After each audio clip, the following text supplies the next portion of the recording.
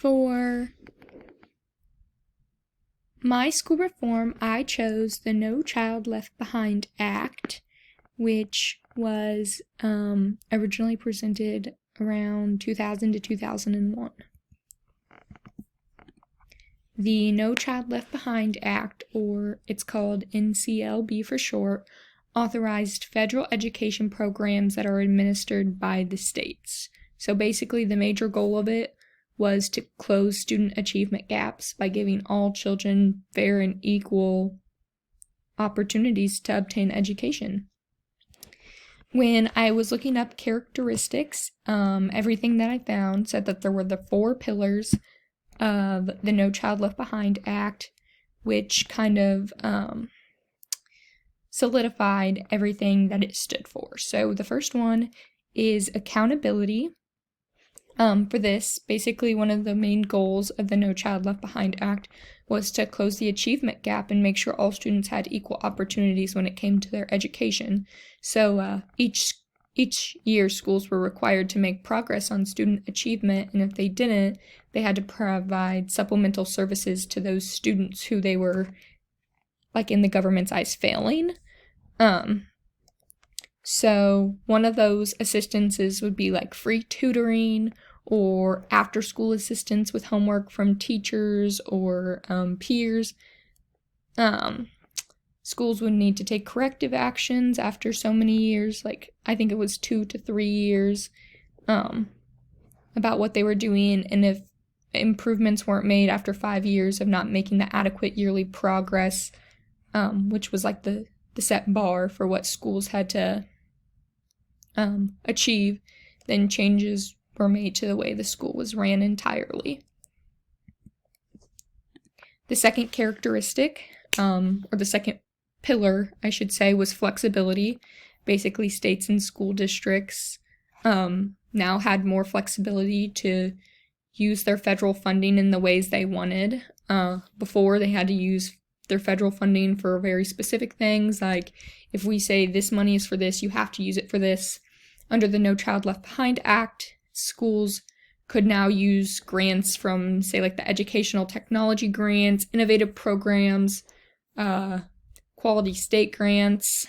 They could use up to 50% of that for other things they needed in the school district, like hiring staff, improving teacher development programs, increasing pay, buying more things for students, things like that. So they still had to use 50% of that money for what the grant was for, but they could also use 50% of it for other things that they needed. The third pillar was more choice for parents. So before the No Child Left Behind Act, obviously parents had things like report cards and stuff, but now parents and students were given more options for school and a better understanding of the education that their child was getting. So if like a school did not meet the state standards for 2 consecutive years, then parents were allowed to transfer their children to better performing public schools in the district in which they lived. Another thing is that that school must provide transportation and different funds for, say, like if that specific child transferred and needed Title I assistance, then that school would now be required to provide that student with those funds. Another thing that like students in low-performing schools that haven't met state standards in 3 years or more are also eligible for free educational services, such as like tutoring and summer school and after-school services that may not have been available to them before. Those schools are now required to give them those assistances based on the fact that they're not meeting their yearly goals. The fourth and final pillar is educational methods. Basically, the No Child Left Behind Act determined what educational programs and practices are proven to be effective through scientific studies and research during and before this was even an act. So basically, there was more federal funding given to support these studies to figure out what ways we could better help the students. like all things, all acts, there's good things, bad things people argue about. Some pros. Many found that there were improvement on test scores in many areas around the U.S. Students and schools knew what to study for. They had the standards in front of them, so they were really pushing those standards of, this is what my student needs to know, this is what is good for them. Second, the quality of the state academic content. So with this, the states have the power to look at things and materials and be like, this is what's important. But the No Child Left Behind Act kind of outlined, like, you definitely need to focus on some of these areas. This is what is important that every state needs to look at. It was more of a incorporate it how your state wants, but this has to be done. Another thing was, it was better education for underserviced students, so like minorities, those who were living in poverty, students who lived in school districts that didn't get a lot of funding now had a better chance of getting a better education because there was more funding and schools were being held accountable for their good performance, which is my next pro. For cons, many claimed that there were not enough federal funding to support this act and the things it was requiring.